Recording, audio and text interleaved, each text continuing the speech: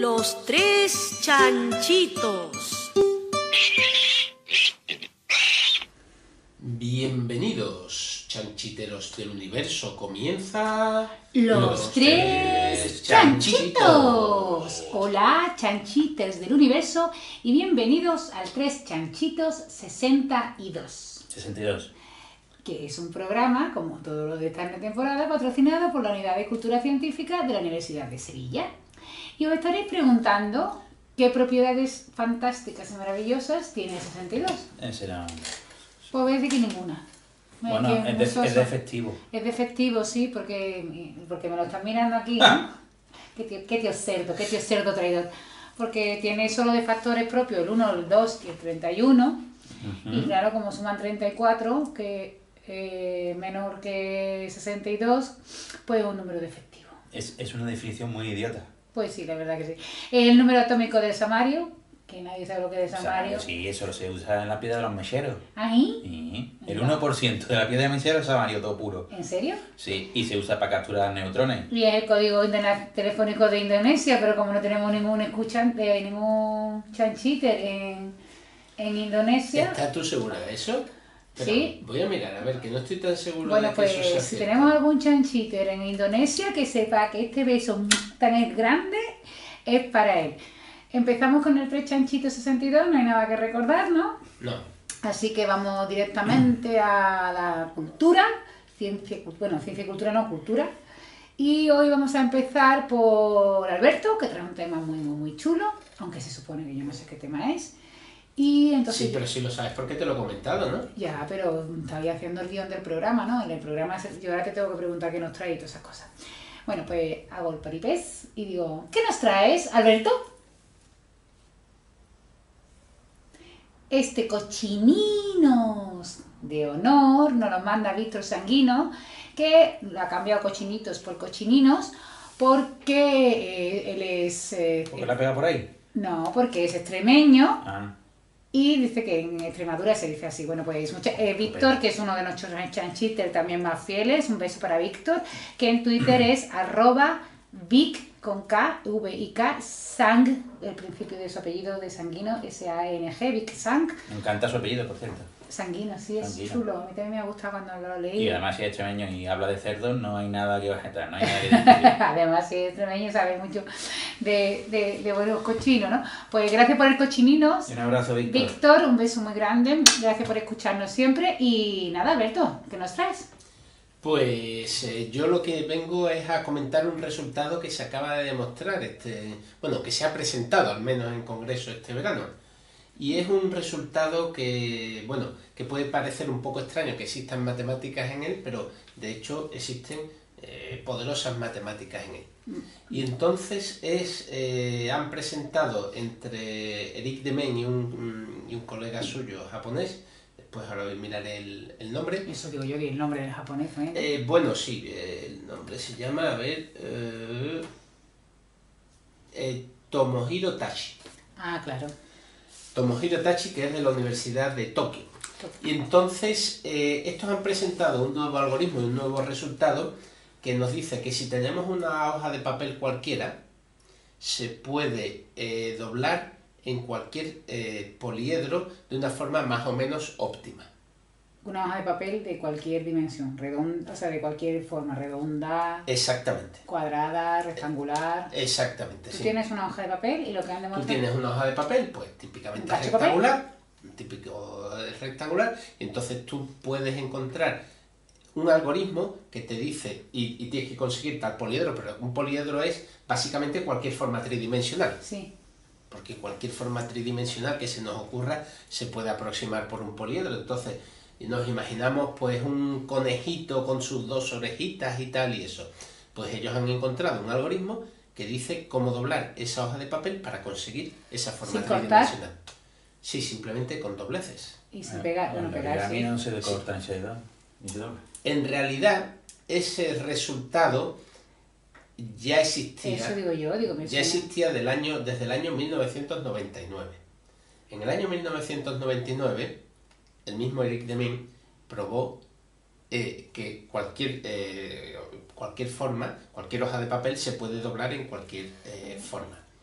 pero no era un método en absoluto óptimo. Básicamente el primer paso fue... ¿Define óptimo? Ah, que lo ibas a definir ahora. Exactamente ahora, ¿no? Ah, vale. Justo en el momento que me has interrumpido lo iba a hacer. En el primer paso de su algoritmo de 1999 consistía en cualquier trozo de papel del que partiéramos, convertirlo en una especie de serpentina, en algo muy con proporciones muy largo y muy estrecho. Muy largo y muy estrecho. Claro. Suena de Akiyama, también tiene ese método. Efectivamente. ¿Qué pasa con esto? Claro, desde el punto de vista práctico no siempre se puede conseguir una hoja de papel que tome la forma de serpentina. O sea, desde el punto de vista teórico sí, porque se asume que el grosor es cero. Sí. Pero el grosor no siempre es cero, como bien he sabido de muchos de nuestros oyentes, que seguro que alguna vez han apostado, coge una hoja de papel y cuántas veces eres capaz de doblarla por la mitad. Pues si alguien no lo sabe, que lo haga, y si piensa que lo puede hacer 15 o 16 veces, que sepa que está absolutamente equivocado. 7, 8 veces. Creo que en el MIT han logrado 13 o 14. 13 con papel higiénico. Sí, bueno, súper fino, y han conseguido unas condiciones de doblar una hoja de papel. Creo que eran 13 o 14 veces. Creo que sí, no me acuerdo. Pero es el récord mundial y aparecen numerosos tweets de esos, ¿no? Entonces, claro, el resultado, digamos, de Eric Dement del año 99, desde el punto de vista práctico, era simplemente teórico, ¿no? Porque lo que demostraba es que con cualquier serpentina puedes conseguir cualquier poliedro, y de hecho la demostración de sus resultados es muy fácil de ver. Es, cógete un sólido, un poliedro cualquiera. Sí. Ábrelo por los lados y conviértelo en algo plano, o sea, haya el desarrollo plano de ese poliedro. Y ahora con una serpentina muy finita, ve cubriendo cada una de las caras, pasándote un poco y haciendo un doblez al pasarte un poco. Y entonces después vuelve a doblar con el poliedro y ya está. Eso recuerda a un problema que era el que tú estabas diciendo, que es un problema original precisamente, que yo sepa, de Jin Akiyama. Que la pregunta es, si tenemos un cubo de dimensión 1, de 1 metro, ¿cuál es el rectángulo de mínimo tamaño que envuelve a ese cubo? Entendiendo por envolver que no se puede romper, solo tú partes de un rectángulo de unas ciertas dimensiones y vas mediante dobleces cubriendo el cubo hasta que todo esté cubierto. Y la sorprendente respuesta es que no existe ese mínimo área. No existe el rectángulo de mínimo área que envuelve a un cubo. Sí, porque dado cualquier rectángulo que envuelve un cubo, se puede encontrar un rectángulo de área más pequeña que también envuelve a un cubo. Y la respuesta es precisamente lo que acabamos de decir. O sea, cogiendo serpentinas muy estrechas y muy largas, se pueden ir cubriendo el desarrollo del cubo y después volver a envolver el cubo, y entonces con eso se consigue que solo se desperdicie básicamente un múltiplo del ancho de la serpentina. Entonces, cuanto más estrecha sea la serpentina, pues menos desperdicias. ¿De acuerdo? Entonces, ese es el resultado del año 99, y ahora lo que han probado, pues, Eric Dement y Tomohiro Otachi, es que en realidad lo puedes hacer de una forma mucho más práctica. ¿Pero se puede hacer o no? Sin esos tipos de dobleces y demás. Y además conservando algunas propiedades muy deseables. O sea, por ejemplo, supone que tenemos un círculo y queremos hacer un vaso. Sí. Y de hecho algunos vasos de papel tienen esas características, están hechas a partir de círculos planos. Y entonces, ¿qué es lo que vas haciendo? Pues tomas un círculo concéntrico como el anterior, más pequeño, que sea la base, y después, pues, partiendo radios de él, vas doblando la corona exterior hasta darle forma más o menos de un vaso. Pero tienes que romper. No necesitas romper. O sea, tú cógete es un círculo de papel. Y un círculo más pequeño en el centro que será la base. Que será la base. Y ahora, partiendo de él, pues haces un radio partiendo de la corona, que divida la corona. Y entonces, alrededor de ese, pues haces un pequeño doble en cuña. Y otro doble en cuña, y otro doble en cuña. Y haces muchos dobles en cuña. Entonces, ¿qué característica tiene este doblez? Que es que si la forma geométrica de dimensión 3 tiene borde, ¿no? Como Sí. el vaso tiene borde, pues todo el borde, queda cubierto por los bordes de tu pieza original de papel. Ah, vale. Pero siempre, sea cual sea la pieza. Sea cual sea la pieza. Lo pueden conseguir. Ese es el resultado que han demostrado. ¿Y han hecho, pero solo teóricamente o...? No, existe un algoritmo y es un algoritmo con el que ya se puede jugar, que está en una página, a través de la página de Eric Demain, buscáis Eric Demain, y a través de la página de Eric Demain, Eric Demain. Demain se escribe Maine. de Maine. De Maine. ¿De acuerdo? Y Eric es Eric con K, creo, ¿no? Sí, con K. E-R-I-K. Pero, ¿y qué consiste el juego que ha puesto en su página? No, es que hay unos enlaces desde su página a todo esto de origami y demás, y entonces ahí pues hay un enlace a cómo ir consiguiendo cómo tú das una forma, la forma de papel, y te va diciendo cómo tienen que ser los dobleces para conseguir el poliedro. Ah, vale, pero no te... Vale, vale, que no se puede jugar online, que tú tienes que jugar con papel. Es que había entendido que se podía jugar en un juego online. No, te da las instrucciones precisamente de dónde tienen que ir los dobleces. Muy bien. ¿Vale? Sí, no. Entonces, bueno, ya a raíz de esto, uno se pregunta dos cosas. Una, ¿quién es este Eric Demain que tantas veces hemos mencionado, ¿no? ¿Sí? Y la respuesta es un tanto sorprendente. Eric Demain es alguien que conocemos Clara y yo desde hace un montón de años, ¿no? Sí. Yo no sé decirte cuánto, pero cerca de 20 años lo conocemos. No puede ser si no tiene 20 años. Bueno, él tiene cerca de 40 años ya. Pero ¿Tiene 40 años Eric tiene Demain? 36. Ah, vale, Lo he vale. mirado. Tiene... Vale. sí, tiene 36 años. O sea, siento decirte que el tiempo pasa por todos. Ah, vale, pero bueno, hace 20 años... Casi 20 años, sí. Hace 20 años, sí, es cierto, no pasa Eric nada. Demain, pues, nació en... Yo creo que nació en Canadá y tiene la doble nacionalidad canadiense y americano. Y entonces desde muy pequeño, desde la edad de 7 años, fue identificado como un niño absolutamente prodigio. Él es hijo de un escultor, básicamente su profesión era escultor, que es Martin Demain, y entonces desde esa edad, quitando pequeñas excepciones, recuerdo que una vez me contó que había estado unos cuantos meses en Florida y demás, pues lo que hizo fue con su padre, él y su padre, de su madre nunca he sabido nada y nunca aparece ninguna referencia de nada, pues viajar en caravana por Canadá y por Estados Unidos. Entonces desde los 7 hasta los 12 años, esos 5 años, el padre le enseñaba, y lo aprendía mediante libros y cosas de ese estilo, y viajaba por Canadá y por Estados Unidos. Y ese fue su educación. ¿Por qué hasta los 12 años? Porque en los 12 años entró en la universidad. Efectivamente. A los 12 años entró en la universidad en Canadá y a los 14 años se licenció. Efectivamente. Con 20 años ya era doctor y con 21 años creo que era ya profesor en el MIT. ¿Catedrático? No, catedrático no ha sido hasta bastante más tarde, creo, pero bueno, ha sido con 30 años o algo así. O sea, con 20 años era ya profesor del MIT, del Massachusetts Institute of Technology, que es uno de las universidades que desde el punto de vista de la ciencia y la tecnología de más alto nivel de todo el mundo. Y es desde hace muchos años, desde hace 6 o 7 años, catedrático en el MIT, ha sido el profesor y el catedrático más joven. Y entre otras cosas, pues a él le gusta mucho todo esto del origami y demás, y tiene bastantes resultados de origami. Tiene otro resultado que es la de la regla del carpintero, que consiste en lo siguiente.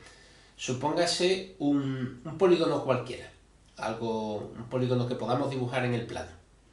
Sí. Y entonces, que el polígono está construido de los lados son barras rígidas y en los vértices pues hay articulación, como las reglas de los carpinteros estas que son de madera. Sí. Por eso se llama así el teorema de la regla del carpintero. Entonces construimos un polígono cualquiera y la pregunta es si ese polígono se puede mover sin autointersecciones de tal forma a que se vuelva convexo. Que que todo... encierra una figura. Que encierra una figura convexa, o sea, que todos los ángulos hacia adentro del polígono sean menor de 180 grados. Y ese era un problema que estaba abierto desde hace muchos años y lo resolvió también Eric Deming, ¿no? Y después, claro, la siguiente pregunta que se ocurre no es quién era Eric Deming, que más o menos lo hemos explicado. Si alguien quiere, pues puede buscarlo en la Wikipedia, lo puede buscar en su página web. Tengo una entrada, Y Clara tiene una entrada sobre él, posiblemente con alguna foto con él. Y hay un vídeo de él que no me acordaba, que me acordaba, lo estaba buscando, que es donde él demuestra para el April Fools, para el Día de los Inocentes de anglosajón, que P es igual a NP. No lo voy a contar por si lo veis, lo pondremos lo pones en el blog, yo te paso la referencia y lo que ocurre, ¿vale? Y las consecuencias de que él demuestre en una clase del MIT que P es igual a NP, y si sois chanchitter, pues ya sabéis de qué problema estamos hablando. Vale, entonces pues ya, como digo, ya ese es Eric Deming. Y la otra pregunta que creo que se puede ocurrir es, bueno, pues todo esto del origami pues es muy bonito, ¿no? Porque tiene una amplia tradición.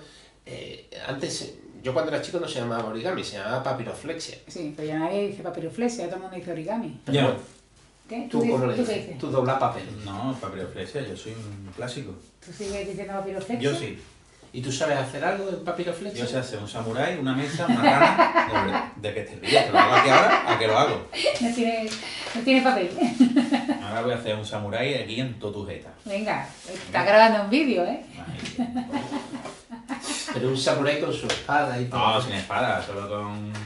Y eso hace Es un samurái que se va a dormir. la pajarita solo. ¿Y el barquito de papel? Yo no sé hacer nada, el barquito de papel. Mi padre es muy aficionado a hacer pajaritas y demás. Yo sí, y la pajarita continuamente sí. pero hace pajaritas absolutamente minúsculas, vamos, casi microscópicas. Claro, es que ese es el pique que tiene luego, porque lo intenta sacar más pequeño todo. Sí, y entonces, pero la otra cuestión es eso, que el origami, aparte de un divertimento, ¿es algo más? Pues la respuesta es que sí. Sí, Que o sea, tiene... ¿Qué? Nada, que te ibas a pisar, sí. Bueno, no me pises, mujer, que llevo Que chancla. llevo chancla. Que puede servir para algunas aplicaciones, se han desarrollado algunas aplicaciones prácticas basadas en el origami. Este hombre, lo narro porque para nuestros oyentes, Enrique tenía un guión del programa. papel de tipo A4, lo ha partido por la mitad, ahora la mitad lo ha partido por la mitad, ahora la otra mitad la vuelve a partir por la otra mitad. Así. Y al Ya, final tenéis que ver el vídeo en Facebook. para nos ver. mostrará una molécula o algo así y dirá que es un samurái, porque Samurái, si no... samurái. Que, bueno, pues la otra aplicación, tiene aplicación práctica, por ejemplo, si uno busca el doblez o la estructura de Miura. Sí, también tengo yo una entrada. Que tiene también, claro, una entrada sobre la estructura de Ese Miura. origami Eso, enamorado de la luna. imaginaos una hoja de papel y entonces hacer una especie de dobleces que forman casi una cuadrícula, pero digamos que las líneas horizontales son horizontales y paralelas, mientras que las verticales pues van como un poco en zigzag. Efectivamente. Y entonces, ¿eso qué propiedad tiene? Eso tiene una propiedad que se dobla y se comprime muy fácilmente y se estira hasta volver a formar la hoja de papel inicial. Y entonces ha sido usada esa estructura en varios placas solares de naves que se han mandado a la órbita terrestre. ¿Por qué? Porque lo llevan siempre, todas las placas solares tienen que llevarla doblada. Ajá. Y entonces se tiene que abrir cuando ya están en órbita. Pero este tiene la facilidad de que se abre muy bien y que solo se abre extendiendo por 2 puntos y entonces uno se ahorra en motores, en esfuerzo y por lo tanto puede construir naves más eficientes, menos pesadas, que cumplan la misma misión. Pero ahora también, a raíz sobre todo del resultado de Eric Deming, viéndose que se puede conseguir cosas, se está interesando mucho en el origami la industria farmacéutica. ¿Para qué? Porque la industria farmacéutica se ha dado cuenta de que el conseguir proteínas o moléculas complejas y que tienen especial dobleces, tienen la forma final, pero quieren saber cómo construirla. Sí. Y la forma de cómo construirla se basa en el origami. Y entonces, últimamente, está invirtiendo dinero en proyectos de investigación de origami la industria farmacéutica.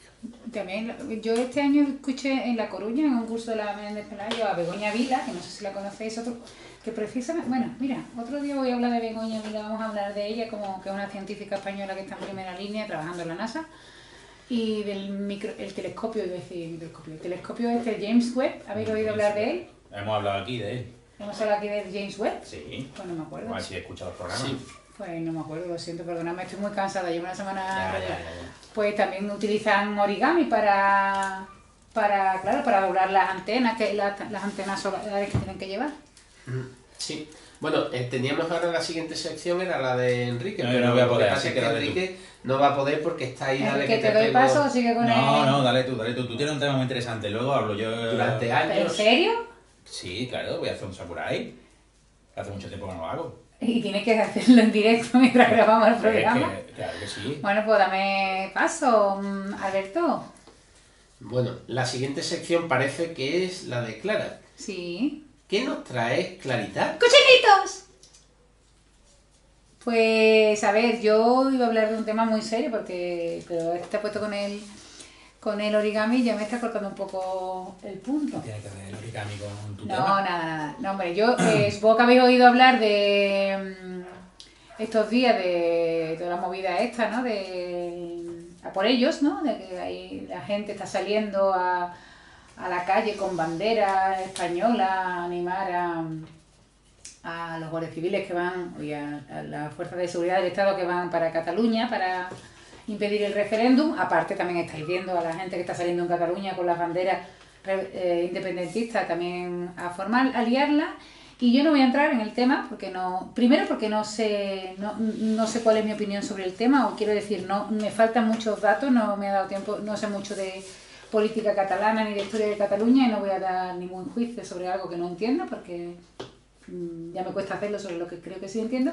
Pero todo este fanatismo me ha recordado a una película que yo vengo a recomendar, o más que recomendar, es recordar, ¿no? Porque yo creo que todo el mundo la ha visto, o mucha gente la ha visto, que es una película de 2008 que se llama La Ola, que vosotros la habéis visto, ¿no?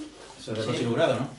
Como una ola, Die Welle, que es alemana, ¿cómo se dice, Enrique? Die Welle. Die Welle, de 2008, una película alemana de Dennis Gansel, en la que un profesor anarquista, pues, que él era anarquista, ante la pregunta de sus alumnos de cómo los nazis... en la película,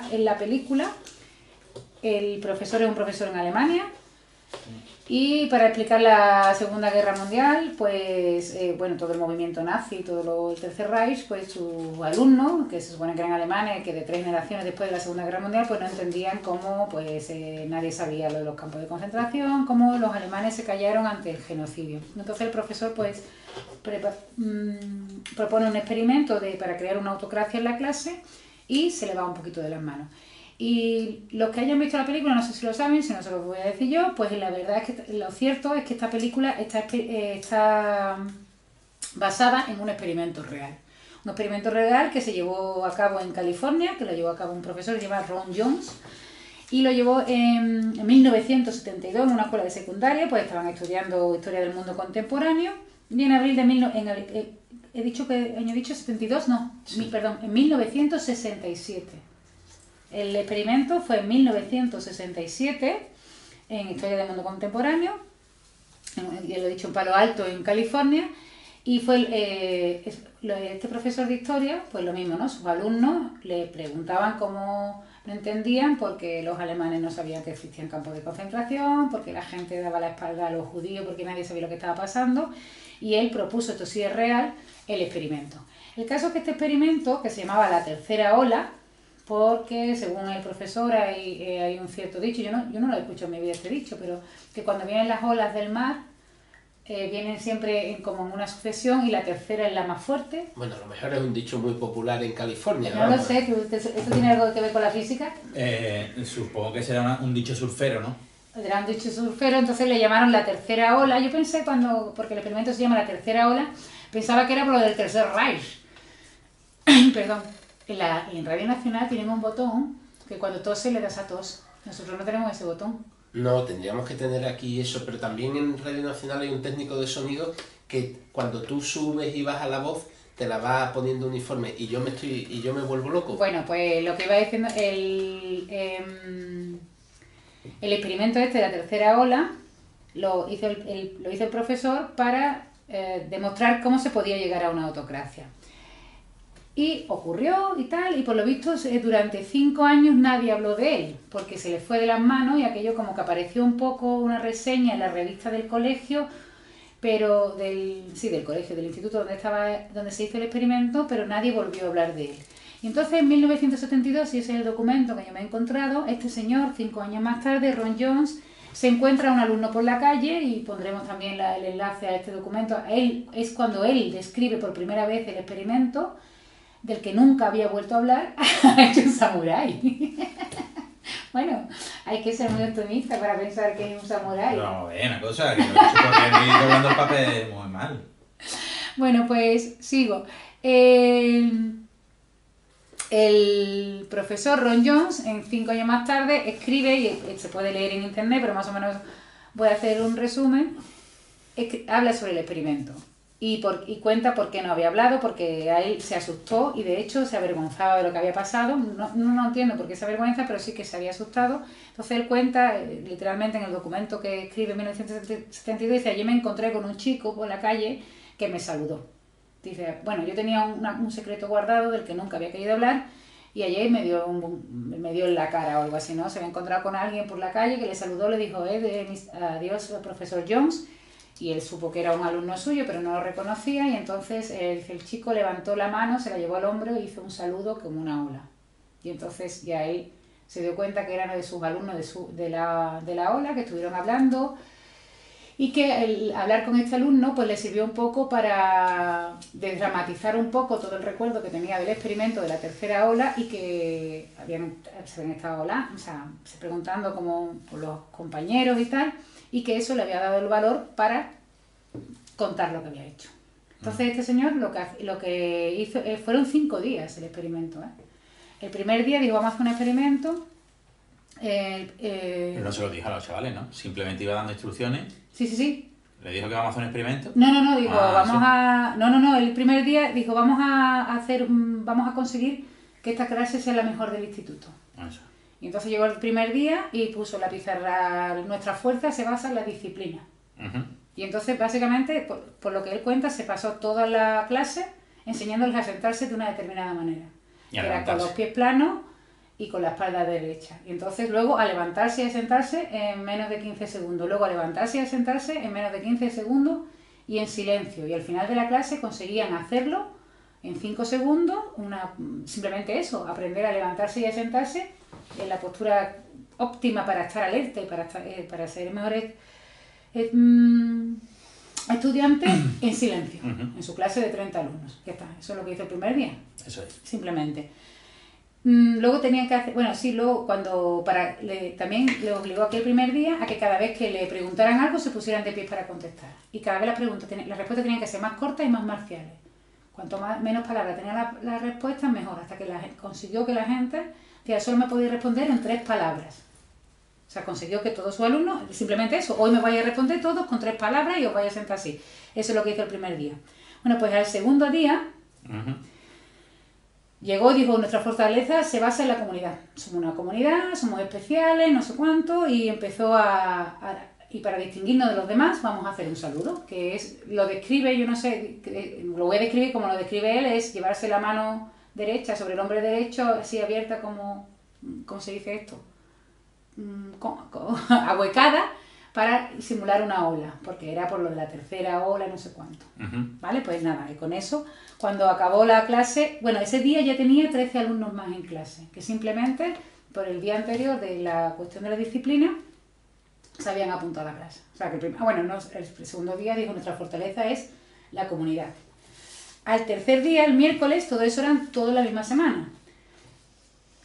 Escribió debajo, nuestra fortaleza se basará en la acción, porque no servía de nada ni en la comunidad ni la disciplina si no éramos capaces de defender a todos los que son de nuestra comunidad. Y entonces, pues, la acción que le puso, les puso como objetivo captar a miembros para la comunidad que supieran sentarse. Básicamente la comunidad tenía 2 reglas: que supieran sentarse, que correspondieran con palabras y que estuvieran dispuestos a saludarse siempre con el saludo del hombrito de la aula. 200 tenía por la tarde. Y había 200 personas que querían ser. Y ya empezaron un poco a haber quejas, ¿no? De hecho, llamó el rabino de una familia, de una niña, que había 3 chicas que eran las más listas, que las familias se quejaron. Y dice, me llamó el rabino de la familia para preguntarme qué estaba haciendo. Y él le dijo, no, es un experimento porque quiero que vean ellos cómo eran los nazis. Y digo, rabino, me parece un buen experimento. Y ahí acabó la discusión. Entonces dice, tenéis que leer el texto, ¿no? Dice, el que me inquieta mucho si esto pasó. O sea, si algunos religiosos también se preocuparon por qué estaba pasando con los judíos, pero lo dejaron pasar, porque él no le había explicado nada, ¿no? Y luego cuenta la historia de un chico que era el que nadie quería, que siempre estaba aislado, que era el más feliz del mundo con todo esto, porque pertenecía a un grupo. Porque pertenecía por primera vez a un grupo, y entonces que era su guardaespaldas, ¿no? Y el cuarto día, donde ya tenía 80 en clase, ya a él no le estaba gustando el experimento. 80 no, si tenía el día anterior 200. 200 se habían apuntado a la ola, a la tercera ola. O sea, en su clase había 43, eran 30, 43, y los alumnos andando por el instituto y ¿cómo se dice?, reclutando y captando, tenían 200 miembros, que querían hacer 200 miembros del partido, aunque no se hablaba del partido, se hablaba de la tercera ola. Y el jueves cuando entró ya tenía 80 alumnos en su clase, recuerdo que era una clase de 30, y entonces dijo, la fortaleza, pues hemos dicho comunidad tal, ahora es el orgullo, ¿vale? El orgullo es más importante que las banderas, porque las banderas no las pueden romper, no las pueden quemar, pero nadie quemará nuestro orgullo, y empezó a darle un discurso del orgullo de clase y de casta, y ya empezó a tener problemas. Ya él se estaba agobiando porque, digamos, tenía como unos policías, aunque no es el nombre, digamos, unos alumnos a los que él había designado para que se chivaran si algo pasaba mal, ¿no? Y entonces dice que ya eran mucha gente los que estaban muy nerviosos. Delatando, exactamente. Y ya, bueno, no sé si estoy contando un poco la película, porque la película se parece un poco a todo esto, pero esto es cierto, y ya el viernes... Yo creo que la realidad es más exagerada. Es más exagerada, sí. La película es más suave. La película está suavizada. Sí. Y el viernes, pues dijo que iba a haber un meeting, y que, bueno, el jueves les dijo que en realidad todo esto era parte de un movimiento a nivel nacional, y que estaban buscando a un líder que fuera capaz de buscar, que no era un experimento de clase, sino que que habían sido parte de algo más grande, que Estados Unidos necesitaba un líder, que no sé qué, no sé cuánto, y que de verdad que el viernes iban a anunciar quién era el líder de la tercera ola a nivel nacional, que estaban todos los institutos implicados, que no eran solo ellos y tal. Y los llevó a una sala de televisión, y bueno, el profesor convenció a amigos suyos que hicieran de fotógrafos, que hicieran como de reportero, de policía, como que darle a aquello una importancia, y luego pues nada. No sé si contarlo porque también es como en la película. No, lo podemos dejar ahí. Pero bueno, en cualquier caso, el profesor se asustó del resultado. Exactamente. Se asustó de la efectividad de su experimento, en realidad. Entonces él le daba una lección, ¿no? Como diciendo, no sois ni mejores ni peores que los que encubrieron o toleraron a los nazis, ¿no? Entonces... bueno, creo que es una película que debería verse en todos los centros de secundaria, que la deberíamos ver todos los que no la hayamos visto, que yo creo que es una película que es muy, muy conocida, y que te pone, o sea, que te demuestra, aunque no sea una demostración, eso es un experimento, pero que deja claro lo fácil que es llegar a un fanatismo, ¿no? Dejarse llevar. Y sobre todo, lo que parece que en este país, o en todos los países, porque esto evidentemente es un experimento en Estados Unidos y no tiene por qué ser en España, los trapitos de colores son lo que mandan. O sea, aquí en este país han pasado cosas muy, muy terribles. ¿Los trapitos de colores, Clara? Las banderas. Aquí han pasado cosas terribles, como hemos pasado, que nos hemos regalado muchos millones a la banca, como que el partido en el gobierno ha destruido ordenadores a martillazo después de formatearlos y nadie ha salido a la calle. Nadie se ha movido, nadie le ha alentado a la Guardia Civil a que vayan a por ellos, a por los corruptos que nos están robando y que nos están estropeando la sanidad pública, que hay gente que va a morir por sus recortes o la educación o lo que queráis. Y ahora con los trapitos de las banderas, que les está viniendo muy bien a los dos bandos, los están animando, ¿no? Es como el fútbol, ¿no? La gente no se ha animado cuando le han quitado la comida y los médicos, y sin embargo se están animando con los trapitos de color. Y esto también me recuerda un poco a un experimento que... Supongo que será algo más que los trapitos de colores. Son ¿no? trapitos de colores. Solo son. Sí, los nacionalismos, los fanatismos, estos nacionalismos, que se pueden utilizar bien, o sea, untarse alrededor de un... A mí la parte buena de este experimento a lo mejor es la que cuenta John Carlin en El factor humano, ¿no? Que él cogió lo de reunirse alrededor de un trapito de colores, que en este caso era el equipo de rugby de Sudáfrica, para unir a un país. Para unir a un país. Bueno, eso Mandela cogió y reunió. Pero no era el trapito, era el equipo de rugby. Bueno, sí, buscar una identidad. Un símbolo que uniera. Una identidad. Claro. Pero que luego, si es que eso, yo creo que esto se estudia poca historia. Sí. Todos los procesos jodidos de lo que viene siendo el siglo XX en Europa han ido ligados con el nacionalismo. El nacionalismo. Todos, pero no solo el fascismo, porque los fascismos lo que hacían era eso, encender la vena patriótica de la gente que estaba allí alrededor. Pero los comunistas acabarán haciendo lo mismo, por ejemplo, para oponerse al ataque nazi, ¿no? Somos rusos, vamos a defender la tierra patria, eso está ahí en escrito y en discursos que se le dieron a los proletarios del mundo. Entonces, al final, no sé por qué, pero es un sentimiento que cala, lo de la tierra. Bueno, la prueba es que en este país nos han robado, nos han robado muchísimo. En este país y en el otro también, ¿no? Bueno, me da igual. En este país, ¿cuál es el otro? No, país. Hablando de España, que en España y Cataluña. Bueno, y en Cataluña también han robado lo suyo, ¿no? También tienen allí su 3%. O sea, y nadie ha salido a la calle. No, eso no. Cuando nos han quitado a alguna gente el pan para comer, a otros se han muerto esperando que la atiendan en un pasillo de la sala de espera de un hospital. Deberíamos de tener los billetes con los colores de las banderas. Y nadie se ha movido. Nadie se ha movido. Y ahora al grito allí de la independencia y aquí de España, España, España, o sea, no es que se esté moviendo toda España, yo desde luego no me estoy moviendo, pero se están viendo cosas que no se han visto antes. ¿Por qué no se ha jaleado a las fuerzas de seguridad del Estado para que vayan a por ellos cuando se sabía que estaban robando? Ajá. Bueno, pues porque ahora lo que estamos haciendo es contraponer dos posturas nacionales. Pero si yo no estoy entrando en la política, sino en la mentalidad humana. O sea, no hemos sido capaces de reaccionar cuando nos estaban quitando el pan, cuando nos estaban empobreciendo la sanidad pública. Y sin embargo, hay algo, o sea, yo estoy viendo desde el punto de vista psicológico qué potencia o qué poder tienen las banderitas y los nacionalismos para apiñar a la gente de esta manera, que no lo han hecho cosas que son de su primera necesidad. Pero el ser humano es maravilloso. Sí, es un poco la sincronización esta debe ser como lo que hablábamos de la sincronización de los cerebros cuando la gente va a un partido. De las personas. De las personas. Del sentimiento fisiológico de la gente que se sincroniza pues cuando va a un partido de fútbol, cuando las brasas estas de no me acuerdo qué pueblo, que lo conté yo, San Juan de no sé qué. O sea que yo no estoy hablando de política, estoy hablando que me parece sorprendente al menos, o me sorprende que la gente sea capaz de reaccionar con esta fuerza, no toda la gente, estamos hablando de gente que pues en Huelva, en Córdoba, gente que se congrega ¿Puedo, Clara? Sí, gracias. ¿No te has dado cuenta de un detalle que a mí me impresiona mucho? Y es que ahora los que están diciendo es que no se pueden ir, que es anticonstitucional, que no sé cuánto, es lo que sé. Son los que hace 4 meses te decían los catalanes polacos, lo que tenían que hacer irse. No, pues sí. Son las mismas personas. Las contradicciones son de todo. O sea, vamos a ver. Hay gente que dice que odia a Cataluña y odia a los catalanes. Pero no se pueden ir.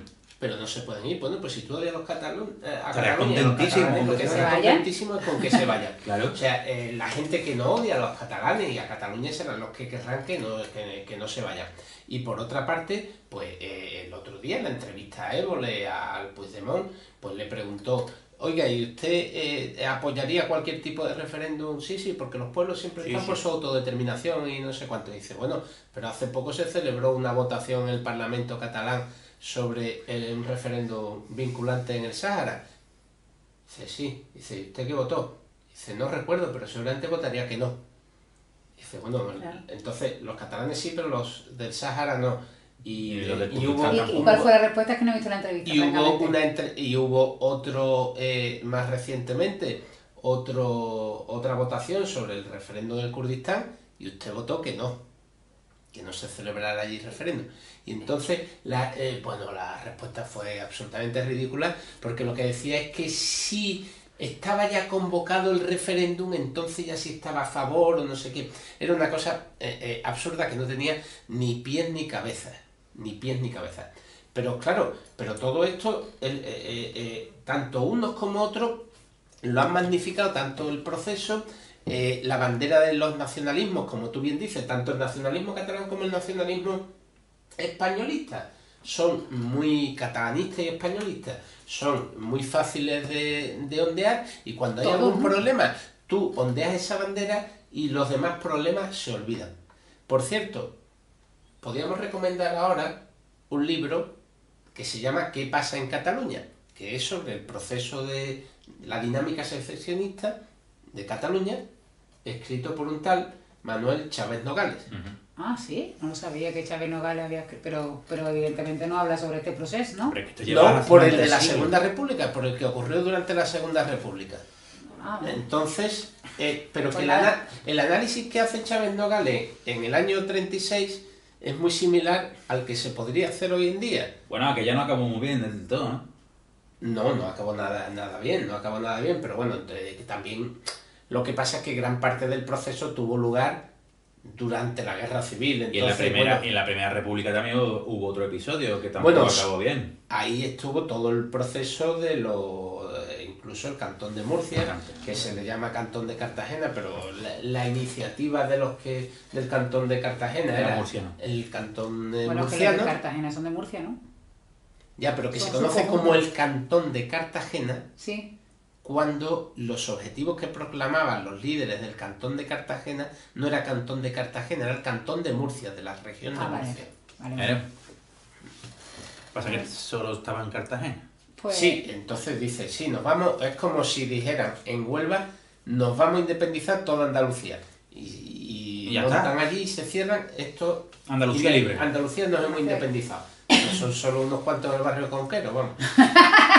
Perdón. Que llevan independizado ya no sé cuántos años y nadie le ha hecho cuenta. En realidad están independizados, efectivamente. Lo que pasa es que nadie ha pasado por allí nunca, no sé cuánto. Algunos le han pedido el pasaporte, pues Sí. mira, no lo traigo, bueno, da igual, pasa. Da igual, pasa, porque Ay, si me no- ha recordado una película simpaticísima, que es... Vice Drive, no. no, El pasaporte a Pimlico. Esa película la has visto tú y el director. Y el montador que la tuvo que ver 2 veces. Porque se les olvidó Pero quitar un esto ya es motor. Claro, me estoy acordando de la serie esta de cámara, que no me acuerdo. Bueno, Pimlico es un barrio que está en el centro de Londres y descubren cuando cae una bomba allí... ¿Cómo no se sé llama el cuánto, barrio, perdona? Pimlico. Pimblico. Y entonces descubren que es una película del año 49, que tiene una valoración cerca de 7. Y entonces descubren que que una bomba cae y no estalla, y hay unos, de la Segunda Guerra Mundial, se descubren unos documentos que resulta que Pimlico es un país independiente. O sea, sí. Y entonces pues se declaran efectivamente un país independiente, que se independizan del resto de Gran Bretaña, ¿no? Ahí está. Y es una película pues muy... Pasaporte a Pimblico. Sí. ¿Y cuánta gente la vio? Aparte de ti. Bueno, El vamos a ver, montador. pero sí, seguro que la ha visto mucha más gente, vamos. Queridos amigos chanchiteros, por favor. Chanchites. Escribid abrumada Clara Grima y decirle, yo también he visto Pasaporte a Pimlico. Yo también he visto Pasaporte a Ay, Pimlico. pues ahora que decimos chanchito y chanchiter, yo quiero mandar un saludo a un chanchiter muy jovencito que se llama Álvaro, Álvaro. que es de grande, Huelva, Grande. que es @alfarvitel, es muy difícil. Bueno, él sabe quién es nuestro chanchiter, uno de nuestros chanchiters más joven, que vino a saludarme el otro día en Ciencia Jordan. Oh, sí, sí, Así sí. como Crack. me dijo que era chanchiter, pues yo le mando un beso. No solo vino él, sino que se trajo a su Se madre. trajo a su madre, Y a, su y a- madre. y a una tía, puede ser, o una amiga. No lo sé quién era. Pero lo estás diciendo bien. Él fue Claro, de el que alguna trajo. forma Sí, el que él trajo es el a- que- trajo a su madre. Así Me parece que estupendo, un de beso hecho. para Álvaro Alfarvitel, que es de Huelva. Y para su mamá también. Y para su mamá, que vino, que lo trajo, la convenció. Que lo acompañó. Que lo acompañó. Y nada, cuando vayamos por Huelva a los chanchitos, vamos a saludar. Vamos a ir a Perdona. cenar con él. Bueno, yo creo que dejamos el tema del nacionalismo porque si no, no nos va a dar tiempo. No, vamos a seguir, que me interesa mucho. Si yo iba a contar solo lo de Millikan, y total, Bueno, pues si hace quieres. un siglo que... El próximo día, eso. El próximo día, eso. Sí, Sigue siendo la no es carrera una, de hecho en no la es una misma. patata caliente. No, Es que no, sé un si tema que- candente. No sé si quiero hablar de Yo sí quiero Me está hablar. empezando a mí me da Yo quiero miedo. hablar, yo Venga, quiero habla. Venga, vamos a ver. Eh. Yo lo que opino es muy fácil. Venga. Esto está muy fatal. No, pero... Se va a liar. No se va a liar, no se va a liar. Sí, no se va a liar, ya verás cómo no. Se tiene que liar ya No, se se va a tiene que liar, liar. ya verás. Pero que no estoy hablando de tiro, ni de tanque, ni nada de eso. Yo creo que en algún momento cuando esto pase, cuando el día 1 se líe, algo tiene que pasar, el día 1. Yo creo que al final se va a quedar en nada. Bueno, el día 1... En que vamos a gastar mucho dinero. No, hay un pequeño problema en todo esto, vamos a ver. Por ahora no ha pasado nada grave. Pero suponte que en algún se escapa majareta... ¿Que se escapa una hostia en algún lado? Hombre, si se escapa una hostia tampoco pasa gran cosa, ¿no? Si tienes 2.000 personas alrededor, a lo mejor se escapa más de una. Exactamente, que después de una hostia haya más y vengan disturbios, puede ocurrir, ¿no? Bueno, o majaretas los hay en los dos sitios, ¿eh? O sea, básicamente es que están incendiando, o sea, es que primero están mandando policía allí como si se fuera a acabar el mundo, para cerrar colegios electorales. Para cerrar colegios electorales, que lo que yo no me puedo votar. creer que el Estado español no sepa ya dónde están las urnas. Me da igual que sepa dónde están las urnas o no, o que sea, de cierren verdad, el dineral que nos estamos gastando en este pulso entre el PP y eso lo dije yo ya. y Junts por sí ese es un pulso entre ellos y que simplemente por rédito electoral de tanto uno como de otro. ¿Lo otro. vamos a pagar nosotros? Bueno, no lo vamos a pagar nosotros, lo estamos pagando nosotros. Esto está en los chanchitos que yo di una vez, que esto lo único que iba a causar era que nos iba a costar dinero a todos, a los catalanes y a los... Ya nos está costando, porque el barco de Piolín cuesta un dinero. Y eso del barco. Qué bonito, ¿verdad? Qué cosa más ridícula. Yo soy policía y digo, ahí se va a subir tu Piolina madre. Pero la verdad es que, ahora voy a decir mi opinión en serio, ¿qué más da como sea el barco de la policía? Lo grave es que haya allí un barco de la policía. Porque es humillante.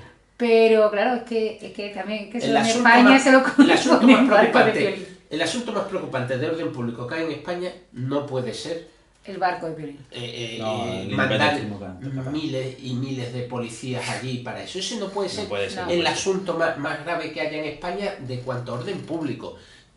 Si no sabes resolverlo de forma política, pues quítate de en medio, quítate y deja a otros que sepan resolverlo. Esto básicamente se tendrán que sentar en algún momento y hablarlo, ¿no? Esto va a cambiar, esto ya ha cambiado el concepto de España. Esto va a hablar, si está. ¿Tú has escuchado hablar últimamente de la corrupción del PP en España? ¿Se escucha hablar? No. ¿Tú escuchas hablar del 3% de la corrupción de Cataluña? Claro, sí, no. en eso estamos todos de acuerdo. Yo creo que todos, de aquel lado y de este lado, estamos de acuerdo. A lo mejor uno está más obnubilado que otro. Una vez que has lanzado y has incendiado todo esto, como lo has incendiado, hay mucha gente que le importa mucho, gente muy sensata, ¿eh? Claro que sí. Gente muy sensata en Cataluña, que ya dice que no aguanta nada más ser español. En realidad creo que están equivocados. Lo que no aguantan más es lo mismo que no aguantamos los demás, es al gobierno, a los que nos están gobernando y demás, que es lo que lo han encendido. Pero claro, ese sentimiento, el sentimiento de ser catalán, pues es un sentimiento tan válido como el ser español. Y puede que haya gente que se sienta español, gente que se sienta catalán y gente que se sienta de las dos cosas. Lo que sí es verdad es que cuando muchas veces lo criticamos, pues pensamos que, por ejemplo, que cuando España ganó el Mundial en el 2010, pues muchos, yo incluido, pues nos dio un subidón de alegría, ¿no? Luego algo tiene que haber, algo real tiene que haber internamente de eso. Eso es lo que era el principio de mi tema. ¿Qué pasa? ¿Por qué la gente se exacerba con estas cosas de los trapitos? Porque hasta yo misma me pinto la cara, me pinté la cara en 2010. Pero porque tenemos una cultura, es que es muy fácil, es que esto se arregla enseñando a los pequeñitos, desde pequeñitos, a todo el mundo. Claro, como han hecho en el colegio de la Tabladilla aquí de Sevilla, ¿no? No, a llevar una bandera española para sacar a los niños del colegio, bueno, un colegio de los Pucey. Es que eso a mí me recuerda a los ambientes.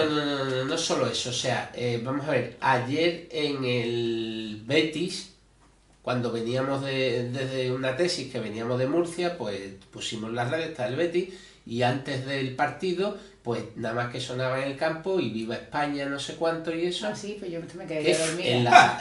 Al Manolo Escobar. ¿En serio? Absolutamente en serio. Y los propios locutores dicen que todo el mundo estaba coreándolo y animándolo, dice, defendiendo la unidad de España como no podría ser de otra forma. Por supuesto, ¿cómo? Cantando a Manolo Escobar. ¿En el campo del Betis? En el campo del Betis. De verdad. Pero es que esto no, es que eso da miedo porque es que da miedo porque los fanatismos son. No es que los pares, son olas. Es que son absolutamente. Es ridículo, vamos a pensarlo, vamos a darle un par de vueltas. Es muy ridículo cantar a Manolo Escobar en salsa de España con todo lo que tiene. Pues Qué miedo. Pues yo no lo escuché, me quedaría dormida o algo. Pero vamos a ver una cosa, no va a pasar nada, no hay guerra. Ni Yo creo que no va a pasar nada. Pero Otra vez, pero claro, Clara, espérate, déjame. No, Pero, venga, di lo que tú quieres decir. Si tú que yo lo que quiero decir es, que se me ha olvidado, pero... No te lances. Que yo lo que quiero decir es que ya pase lo que pase, no te lances, claro. El día 2, 3 o 4 de octubre alguien se tendrá que decir, bueno, ¿aquí qué ha pasado? Porque la pulsión que existe en las calles de Cataluña no va a frenarse. Eso ya no se puede frenar. Hay gente que ya se quiere ir. Tendremos que darle mucha gente. Hay que darle una salida, no se puede... Claro, porque es que se ha enquistado. Pero bueno, o sea, digamos que se ha polarizado todo. O sea, que si antes estaba un 50-50, pues ahora posiblemente siga en la misma proporción. Lo que pasa es que la gente que antes decía que se iba... ahora dice que se va... Pero el otro día estuvimos hablando con unos amigos catalanes y dice que allí ya las familias no hablan, porque hay gente que opina una cosa y otra, no se habla. Y estoy generalizando. En su entorno de nuestros amigos tienen la sensación de que hay agotamiento ya. Y que también ha pasado lo siguiente, gente que hubiera ido a votar no, ahora quiere votar y votar sí. Y al revés. Y al revés no sé lo que significa No, eso. de gente que O se sea, ha cabreado con los que hubiera querido la independencia. Pues seguramente que está enfadada no, con pues- los representantes de la independencia. Pues seguramente no. No, yo creo que sí, también habrá de todo. Vamos. Yo creo que dentro de Cataluña el movimiento de las masas lo han gestionado mejor Claro que sí. los Pues independentistas. son los únicos que se han preocupado por explicar Bueno, a la gente. No han hecho no- pedagogía de No ningún solo eso, sino que además, claro, vamos a ver, ellos que dicen, queremos democracia, queremos que nuestra voz se escuche Claro, y y tal. tal. O sea, Una película- ese mensaje es muy fácil de calar. Y el otro, lo único que dice es que no se puede votar porque un referéndum es inconstitucional. No, Lo- también lo- tiene no se puede romper España, que también es así un mensaje muy... Pero para afuera, potente. para afuera. Para los de que están Esta- fuera. Ese, vale, es en el Ponferrada. discurso de- Ese discurso Vale, cala vale. mucho en Ponferrada. En Ponferrada todo En el la mundo peta, la Mueren, ahí mueren. allí tal. Pero lo que es en Olot, pues no lo creo que ese discurso... pero les da igual, a los del PP les da igual. Porque lo que van es a asegurarse una mayoría absoluta o a mejorar en las próximas elecciones en el resto de España, que no es Cataluña. Pero es que yo, si fuera catalán ahora mismo y dignatario catalán, ojo, dignatari catalán, Dale, Capoa. yo cogería y diría que el día 1 no vamos a votar. Ya no hay de esto. Porque yo ya tengo lo que quiero.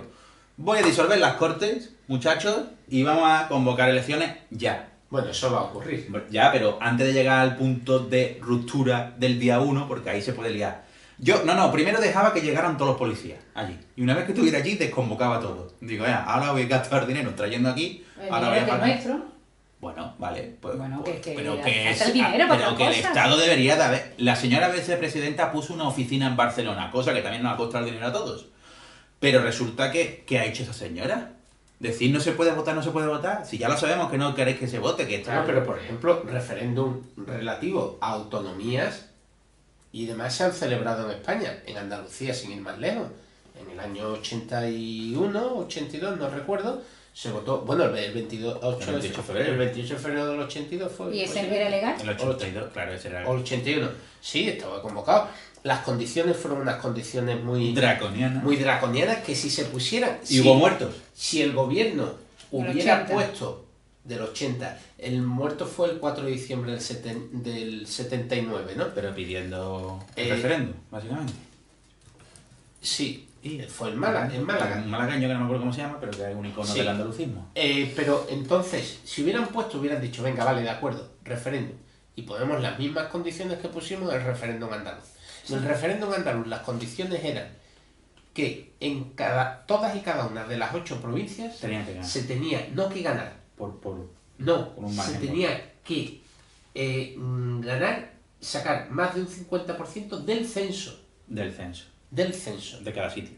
Entonces, imaginemos, por ejemplo, un referéndum de este que fuera a votar el 70% Sí. del censo, significa que, que en ese referéndum el 51% del censo tenía que votar a favor y el 19% tenía que votar en contra. O sea, una proporción terrible, mucho más del doble, o sea, sería más de 2/3 de la población tendría que estar, A de los que favor. van a votar, a favor del Sí. independentismo, que eso es imposible.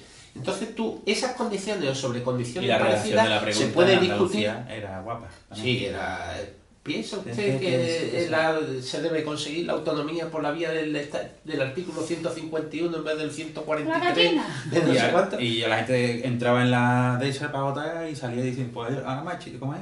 Pues ahora me ha hecho dudar. No, ¿Cómo es? ¿hay otra duda, ¿ves? Ahora me ha entrado a ver. O que hicieran como, por ejemplo, los nazis cuando hicieron el referéndum en Austria, que ponía, ¿quiere usted que Austria sea gestionada, se anexione al partido de nuestro gran líder Adolf Hitler? Y ponía un cuadrado gigante con el ya, el sí, y uno muy pequeñito con el no al lado, para que tú marcaras... Después del referéndum hay un montón, o sea, no hace falta... Bueno, la ese- respuesta correcta de Andalucía, ¿cuál era? Que yo era muy chica. Que sí, ¿no? Era así, era Sí, así. era así. Era así y Pero aquí salió... sí, Bueno, la respuesta correcta, la respuesta a favor de entrar en el- Pero ahí, no proceso había, autonómico pero ahí andaluz. no había división, o Los sea, andaluces básicamente todos Porque los ahí no andaluces, excepto UCD, el PP y el Partido Andalucista, hizo ahí sus tonterías. sus tonterías que le costaron mucho trabajo, le costó mucho trabajo recuperarse de ellos, y no entiendo cómo se recuperó de ellos, pues quitando eso, el resto, todo el mundo estaba a favor. De acuerdo, no. Aquí hay una división, digamos, ¿no? O sea, que una división muy clara. Bueno, porque aquí no era que Andalucía se fuera a hacer Claro, independiente, claro, o sea, que ¿no? no era un tema de No, ese era estilo, autonomía, ¿no? era de la vía del 151 o el 143, que eso era, pues, a pesar de eso se movilizó mucha gente, y en todas las provincias, salvo en una, sacó más del 51% del censo. Del censo. Pero- La única que falló fue Almería. Pero no estaba previsto Porque esos son una murcianos. ruptura de España, ¿no? Pero yo lo que quiero... Pero a ver si puedo ir a esto que... Venga, dale. Me parece Maruenda. Que... O Inda. ¿Qué prefieres? ¿Cuál de los dos prefieres? ¿Inda o Maruenda? Pide por esa boquita, cualquiera estés tú. Luego te lo digo cuando apaguemos los micros. Sigue, venga. Dale. Ay, perdona, hija. Ay, ¿cómo te pone? ¿Cómo te pones? ¿Cómo te pone? Que lo que yo digo es que a lo mejor dentro de unos años tenemos que agradecerle a todos los catalanes y catalanas que hayan liado la que se ha liado. Porque yo creo que el modelo de país va a cambiar a partir de ahora. Totalmente. O sea, España va... El PP no ha consentido que haya un referéndum y va a consentir... O sea, te voy a decir una cosa, lo que estaba diciendo Alberto, en las próximas elecciones, con esta movida de banderita española, las próximas elecciones va a barrer el PP ¿Dónde? en España. ¿Seguro? ¿Que no? Entonces yo todavía queda un- me pido ser catalán. Y yo también. Desplugas. No, porque vamos a ver, tampoco es que Hospitalet. el gobierno de los catalanes tampoco es para tirar... No, pero ahora va a ganar cohetes, el ¿no? que Me voy a o Portugal. o la CUP. Que se come muy bien. ¿Y tú te crees que la CUP pues, son gente muy Yo, sensata? mira, yo cojo, me hago una rasta, me compro un perro, mis leches, nada de marca, una buena flauta y estoy todo el día hablando, diciendo che, vos sois valenciano. Sí. Sí. Hostia, entonces no puedo hacer de la CUP. Nen. Escoltament. Ja som independents. Che. Che no es que no me- es, te sale Che. la- Nen. Es que se te nota Bueno, la crianza la valenciana, la crianza Bueno, valenciana. pero lo que me refiero Hemos yo es... hecho lo que nunca creía que íbamos a hacer los chanchitos. ¿Habla de Cataluña? Hablar de Cataluña. Pero no hemos hablado Yo de no venía a Cataluña. hablar de Cataluña, yo venía Ya, a hablar pero- de psicología humana. Sí. Pero estabais deseando. Pero estaba larvado el tema. Nos hemos aproximado bastante a lo que viene a ser unos tertulianos. Pero yo O sea, lo que quiero saber es Bueno, qué va a pasar la con gente quiere España. saber lo que piensa. Pero que yo quiero saber qué va a pasar con España, por favor. Que es que no me habéis dejado. Pues espérate un poco de paciencia. ¿Y el qué día quiere que dos- te lo diga Alberto o yo? Todo el mundo, quiero que todo el mundo me diga, ¿vamos a acabar siendo una confederación? ¿Como una federales? ¿Un estado federal? Porque eso es lo que vamos a atender, todo. Porque ahora tú imagínate que se acuerda, ahora con Cataluña tienes que llegar a un acuerdo porque sí, o los tienes que dejar votar. Y entonces va a decir, sí, pues yo voy a hacer un... Es que, ¿qué competencia se le va a dar a Cataluña? Si tiene más competencias que los estados de Estados Unidos y que los landers alemanes. Ya, pero este debate ha existido y ha existido siempre, no solo en Cataluña. Pues Yo existe- opino que hay que derrocar a la monarquía y convertirnos en un estado federal. Eso es lo que yo opino. Hombre, sí, yo. Bueno, está. sí, yo también estoy de acuerdo en eso. Y que todos los niños reyes, cuanto más lejos de España, del mejor. estado federal... No, yo no exactamente los reyes. O sea, es que alguien dice, no, es que la monarquía ofrece... Vale, de acuerdo, la monarquía. Yo estoy dispuesto a aceptar la monarquía. Siempre y cuando sea por sorteo. Claro. Ah, vale. O sea, por sorteo. Es decir, Cada- por cada- sorteo. Y es más, Ojalá me toque. como alguien haya demostrado que genéticamente el historial suyo pues lo hace incapacitado para gobernar, por ejemplo, si alguien, por poner un ejemplo, ¿no? Supongamos que haya alguien que sea descendiente de Fernando VII, Ajá.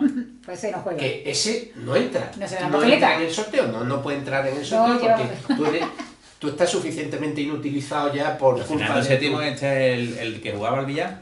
Sí, debía ser la única cosa que hacía medio bien. Bueno, y reprimir gente y matar y eso también lo hizo muy Pero bien. este es el de Pepe Botella. El de El la... que sucedió a Pepe Botella. Pero ese tenía un nabo por lo visto. Que era... Os recuerdo que esto es un podcast de la Universidad de ¿En Sevilla. serio? La mujer tenía problemas para meterse aquello.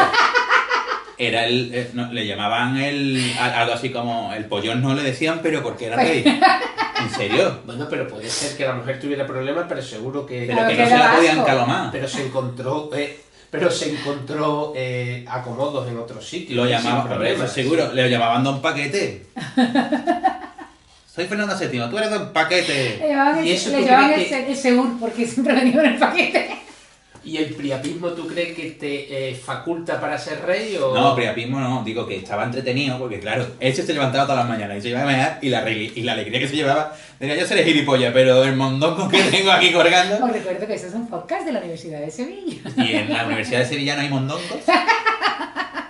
Es que la Universidad de Sevilla no sabía lo que estaba comprándose, ¿El qué? porque nosotros llegamos ya con este 62 programas, o sea, Sí, esto tenía que salir. 62. Y es que te voy a decir una cosa, todo esto 64, de hecho. todo esto, Más. nuestros oyentes saben que estaba guionizado, que hemos hecho como la artimaña De habla de Cataluña, Cataluña para para hablar- acabar diciendo Fernando VII Tenía un pollón. y explicar que esto es historia. Historia, y la historia es que sabéis. Claro, y eso es parte de... Esto se estudia en las aulas.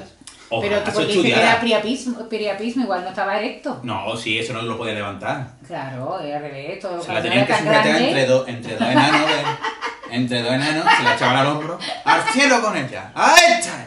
¡Arriba, valiente! Bueno, pues quiero. Vamos a lucirnos que estamos con el barrio.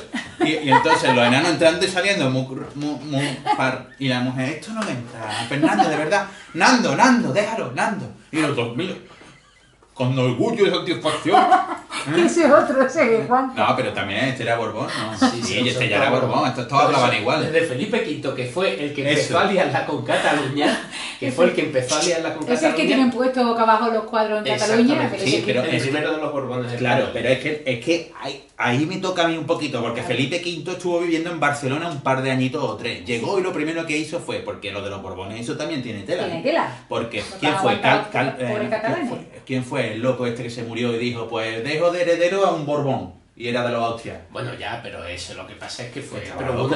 hubo una guerra ahí para poner Sí, a Felipe pero V, es que que la guerra de sucesión. Sí, pero lo primero que hizo el Felipe V fue irse a Barcelona y decirle, ¿ustedes qué quieren? ¿Qué quieren? ¿Gestionar los dineritos que cojáis aquí en Cataluña? Hecho. ¿Tener la potestad para ir a América? Hecho. Y así sucesivamente. Y dijeron los de estos, muy bien. La burguesía catalana dijo, muy bien, Felipe V, ahora ¿qué vamos a hacer? Vamos a apoyar a Carlos de Austria, que hubiera sido Carlos III. Y entonces se formó la Santa Alianza y todo. No, este hubiera sido el primer tercero. O sea, el tercero de Austria, pero luego el tercero que conocemos como Carlos III fue el Borbón, que fue el mejor. Ah, sí, por si. Tienes toda la razón. Esto es Carlos de Tienes Austria. toda la razón. Que después dijo, no, yo quiero España, pero se murió su padre, que era el archiduque el emperador de Austria, y dijo, niño, que me he muerto. Y dijo, pues ahí os quedáis españoles, que me voy a Austria a bailar el valle a Viena. ¿Sabes lo que te digo? Y dijo, ahí te queda Felipe V, comete el marrón, padre. Y entonces, como los catalanes primero le habían hecho tabulito, o sea, fullería a Felipe V, que le había dicho, tú firma aquí y déjanos que nosotros, No, Nico. la pela. Otra vez, che, que Bueno, se la valenciano. pela, tú, cuyons, la pela es la pela, ¿no? Y dijo Felipe V, ya, pues la pela para vosotros, yo me manejo en Madrid y tal, pero que estuvo viviendo allí hasta que se hizo con aquello, con las Cortes catalanas, que ya existía un poquito la Generalitat. Y ahora coge y dice, pues Felipe V, te la vamos a meter doblada y vamos a apoyar nosotros a la Santa Alianza y a todo el rollo para poner de rey, que lo llamaban rey de España a Carlos de Austria. ¿Y qué pasó luego? Que Carlos de Austria dijo, Quieto. quieto con el calor que hace allí, yo me voy a Austria a bailar al vas con si siempre Pues así. ya contaba Y no sé qué, claro. Y dijeron los catalanes, hostia, que Cuyons. que nos ha dejado tirado el Carlos de Austria de los huevos. Después de la que hemos liado. Y dijo Felipe V, Sí. catalanes, Ah, no, que era madrileño. ¿qué pasa, amigo? Entonces llegó allí y arrasó. Era francés. Era francés. Más No, bien. Bonamic, te voy a poner mirando a Cuenquía. A Cuenquí, o algo así. A Toulouse. Y lo puso mirando a Toulouse, muy bien hecho. Porque, y ahí fue lo de la diada y todo el rollo. Sí. Y entonces, claro, El 11 de septiembre. el 11 de septiembre. El de entonces. Que en realidad la batalla gorda fue el 12, pero ellos celebran el 11 porque son muy cabezones, pero que da igual. Y es que esto es más mentira todo que los melones de Pedro. Es que como se pervierte la historia, es como cuando tú coges un libro de historia yo cojo algunos libros de historia descritos por personajes que no, a lo mejor no son del todo fiables de España y te cuentan que vamos... Los libros de historia son todos sesgados. Claro, pero que hay que leer un poquito de todo, ¿sabes lo que te digo? Que dices, tú es que Felipe V maltrató a los de Barcelona. Claro que sí, pero es que le pusieron... Le hicieron feo. Me hicieron feo. Claro, porque si el hombre te firma ahí, que sí, que va a portarse muy bien. Que Y ahora llega... Que a todo, que sí, que catalán, que tú no te preocupes, pero tú no me la líes por el amor de Dios, que yo soy francés y soy muy sensible para estas cosas, que mi abuelo es el rey sol, y entonces ahí el hombre firmándolo todo, allí viviendo en Barcelona, ay, relacionándose con todo el mundo, ay, qué bien se vive en Barcelona, ¿verdad? Sí, qué bonito todo. Y qué bonito va a quedar el barrio gótico. Si todavía no está hecho, cojones.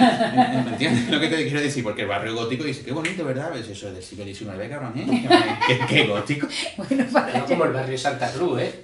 Bueno, El claro. barrio Santa Cruz, ay, la herencia árabe en Sí, que Sevilla, está no sé hecho. qué, es del siglo XIX, tío. Pero vamos, tirando para el serio? 20, claro. Yo me estoy Claro. enterando ahora. Es decir, en Sí, España todo es de mentira y El barrio Santa chiquitita. Cruz es bien Y ya me han reciente. traído, ¿sabes?